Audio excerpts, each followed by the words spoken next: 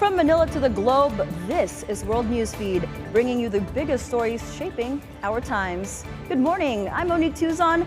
Let's dive into the headlines making an impact across the world.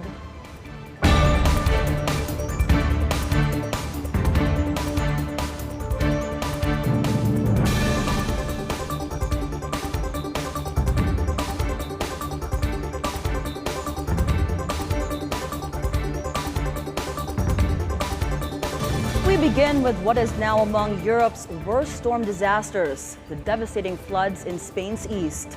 The death toll has reached 158. That number is feared to rise further as rescuers are still searching for dozens of missing. A year's worth of rain fell in just 8 hours in the eastern region of Valencia on Tuesday. And meteorologists are warning climate change is making such extreme weather events more frequent and destructive. La Liga giants Real Madrid expressing solidarity with victims of the deadly floods in Valencia.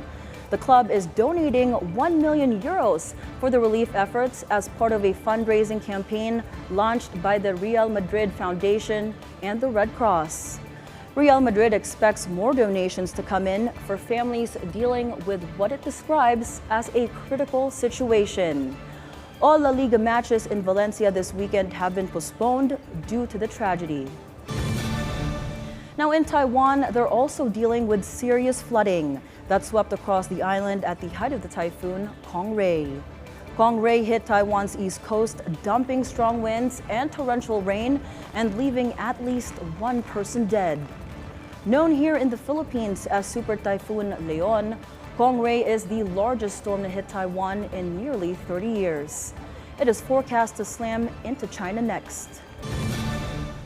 Turning to the crisis in the Middle East now, as Israel warns it can strike any part of Iran if necessary. Prime Minister Benjamin Netanyahu issued that statement while addressing graduating officers of the Israel Defense Forces on Thursday. Netanyahu says Israel's October 25 airstrikes on Iran have reduced Tehran's military capabilities. Iran has threatened to retaliate, raising fears of further escalation in the region. A UN Special Rapporteur is calling on the world body to brand as genocide Israel's continuing military operations against Hamas militants in Gaza. Francesca Albanese argues describing Israel's actions in Gaza as war crimes is just not enough. Israel's military operations have so far killed more than 43,000 Palestinians. The war erupted in October last year when Hamas attacked Israel, killing more than 1,000 people.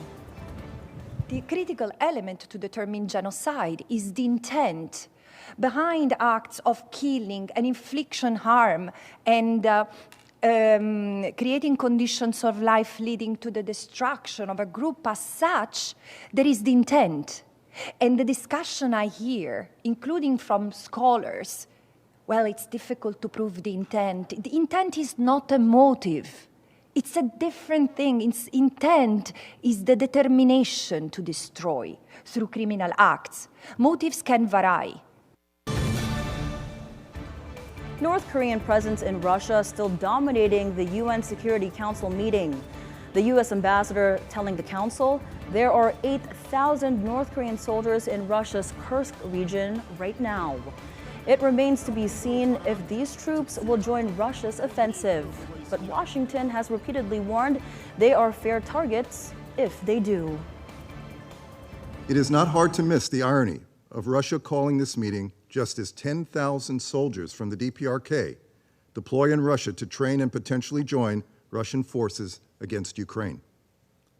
We heard yesterday the international community's serious concerns Russia may be planning to use DPRK soldiers against Ukrainian forces. We caution Russia not to make such a dangerous miscalculation. DPRK participation in combat against Ukraine would be an alarming expansion of the conflict. Russia, which invaded Ukraine in February 2022, insists that North Korean deployment does not violate any international law. but Ukraine and its allies say otherwise. Now heading to Greece now, where a deadly explosion struck an apartment in the capital, Athens. It is still unclear what exactly caused the blast, but authorities say an anti-terrorism investigation is underway. One person died in the incident, while another was seriously injured. An update on the Mohammed Al-Fayed sexual abuse case now. More than 400 alleged victims have come out so far, accusing the late Egyptian billionaire of rape. A BBC documentary in September revealed Al-Fayed, who died last year at the age of 94, abused female staff at his London department store, Harrods. But the sexual assault also allegedly happened elsewhere. We now also have credible evidence of abuse by Mohammed Fayed at Fulham, at Park Lane residences, his estate in Surrey, his aircraft, the Ritz Hotel in Paris, Villa Windsor in France, as well as abuse on his yacht in Saint-Tropez. The BBC documentary also said Harrods failed to intervene and even helped cover up the abuse. The store has since apologized and has offered compensation for the victims. On to another case of sexual abuse, this time here in the Philippines. The country's police chief wants an airtight case against disgraced religious leader Apollo Quiboloy. Quiboloy is currently detained at the Philippine National Police's Custodial Center in Camp Crame on charges of child abuse and human trafficking. The pastor, who calls himself the appointed son of God, is also wanted in the United States for his alleged role in a sex trafficking scheme. Talagang tight talaga yung kaso. We want to make sure that yung talagang Tunsi Quiboloy will suffer talaga in jail. Yan ang gusto namin. Coming up next on World Newsfeed, a poop emoji statue emerges in D.C. ahead of the presidential elections. A dirty reminder of the horrors of the January 6th Capitol riot. Make sure to keep it here on BNC.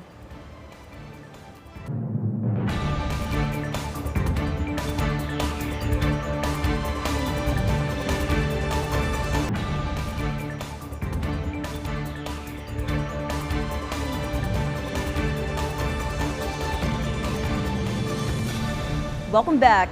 You're still watching World Newsfeed here on BNC. Now on to the latest on the U.S. campaign trail. Republican presidential nominee Donald Trump taking a detour from his battleground blitz to court voters in blue states. Trump visited New Mexico, a state he lost by 10 percentage points in 2020, with a declaration Hispanics love him. Republican candidates have not won in New Mexico since 2004. But Trump is again claiming, without providing evidence, he won the state in the previous elections.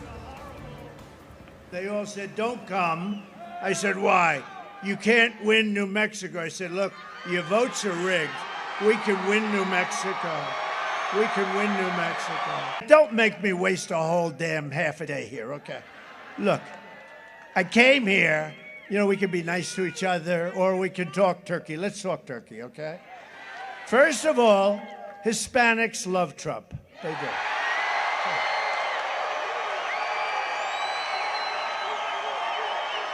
True. I like them. They're smart. They're a lot smarter than the person running for president on the Democrat side. You could say a lot smarter than Biden, too, I can tell you. Over now to the Democratic side. Vice President Kamala Harris issuing a dire warning should Donald Trump retake the White House. Speaking at a campaign stop in Phoenix, Harris said Trump and his allies would scale back Obamacare. She also slammed Trump's comments in his Wisconsin rally, where he said he would protect women whether they like it or not. And Donald Trump's not done. Did everyone hear what he just said yesterday? That he will do what he wants, quote, and here's where I'm going to quote, whether the women like it or not.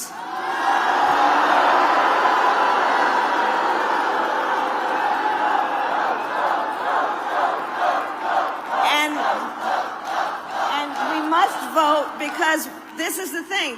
You know, there's a saying that you got to listen to people when they tell you who you are, who they are. And this is not the first time he has told us who he is. He does not believe women should have the agency and authority to make decisions about their own bodies. This is the same man who said women should be punished for their choices. He simply does not respect the freedom of women or the intelligence of women to know what's in their own best interest and make decisions accordingly. But we trust women. We trust women.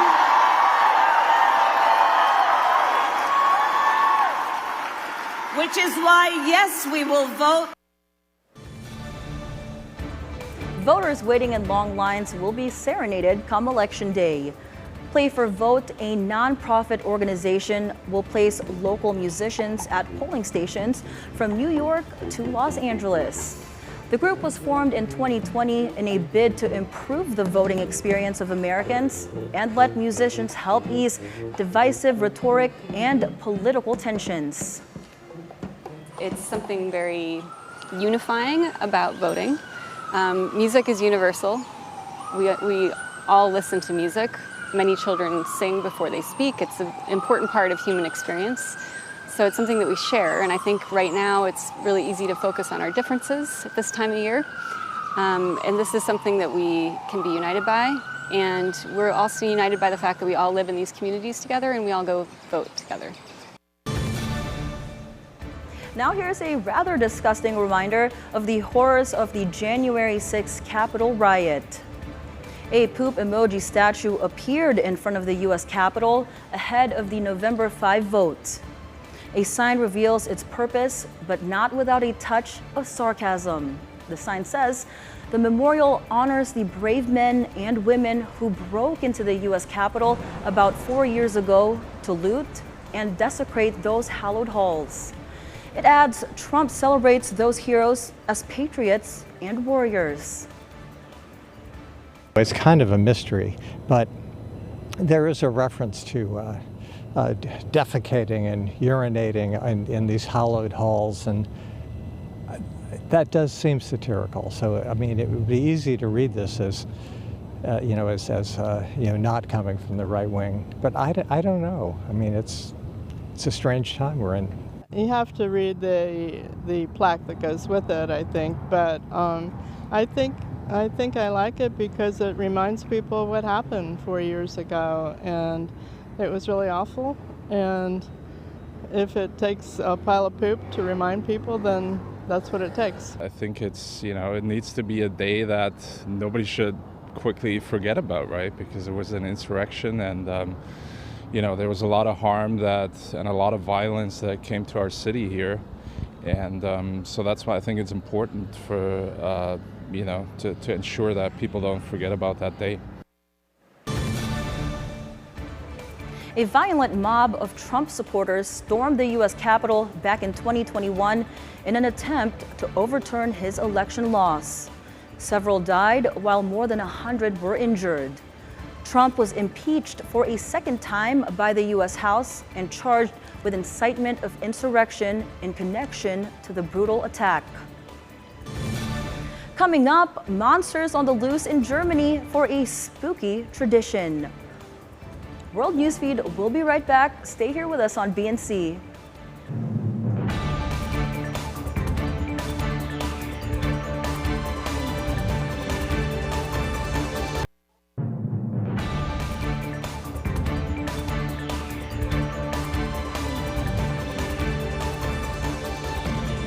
We're back. This is World Newsfeed here on BNC. As millions across the globe suffer from Alzheimer's and dementia, artificial intelligence is offering them a lifeline. A first-of-its-kind AI avatar, Liv, has been developed to give them advice and companionship. And everything is drawn from first-hand experiences. Oh, hello there. My name is Liv. I'm the world's first artificial intelligence, created with input from real people living with dementia. They've shared all their experiences and wisdom with me so I can share it with you and help with any questions or thoughts you might have. I understand that living with dementia can sometimes feel confusing, but you don't have to navigate it alone. I'm here to support you along the way. But enough about me. What would you like to talk about today? Gail Gregory, who was diagnosed with Alzheimer's in 2019 at age 54, was among those who contributed to the Avatar project. It's quite a lonely place to be in when you get a diagnosis, because they give you the diagnosis and hand you a load of leaflets, and then that's it.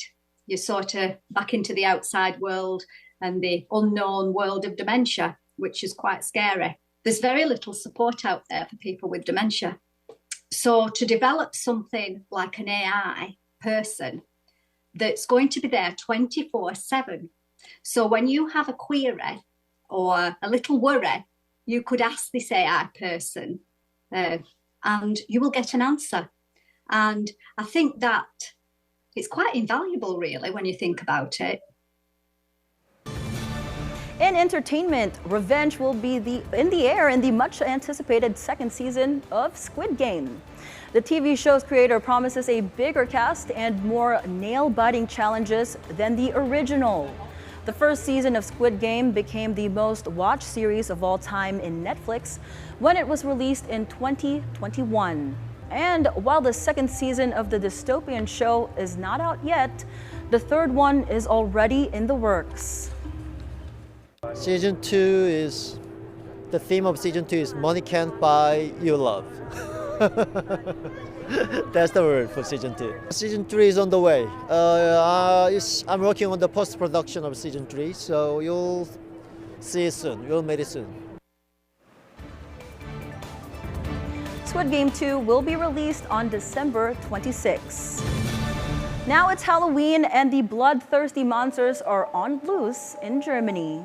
Let's take a look at the spooky celebrations as dozens attend one of Germany's oldest Halloween events at a haunted castle in Frankfurt. Ghosts and ghouls on display inside and monsters chasing screaming visitors. Super spooky vibe, really eerie. I can hear the screams up there already. Gets me already, I'm on edge. It is so cool being at a castle as a king. Even if it's castle ruins, can't wait to see the haunted house and experience everything here in Germany. Russia taking on a tech giant in the most bizarre way possible. It wants Google to pay 2 undecillion rubles. That's a 2 followed by 36 zeros. And yes, the figures flashed on your screens are correct when the amount is converted into dollars. It roughly translates to around 20 billion trillion dollars, dwarfing the size of the global economy, which stands at $110 trillion. Moscow's reason for its fine: Google restricting Russian propaganda channels on YouTube. And that's as silly as it gets. And before we go, the list of regular holidays and special working and non-working days for 2025 here in the Philippines is out. In the list Malacanang released on Thursday, the regular holidays include New Year's Day, Monday, Thursday, and Good Friday, Labor Day, Independence Day, and of course, Christmas Day. The special non-working days include Ninoy Aquino Day, the Feast of the Immaculate Conception of Mary, and the last day of 2025. While special working days include the EDSA People Power Revolution anniversary, the Chinese New Year, and Christmas Eve. That's all for now. Thanks for joining us. I'm Monique Tuzon. Make sure you catch up with us again next week when we bring you the world in 30 minutes, only here on World Newsfeed. Follow the Money Comes Next. Make sure to keep it here on BNC.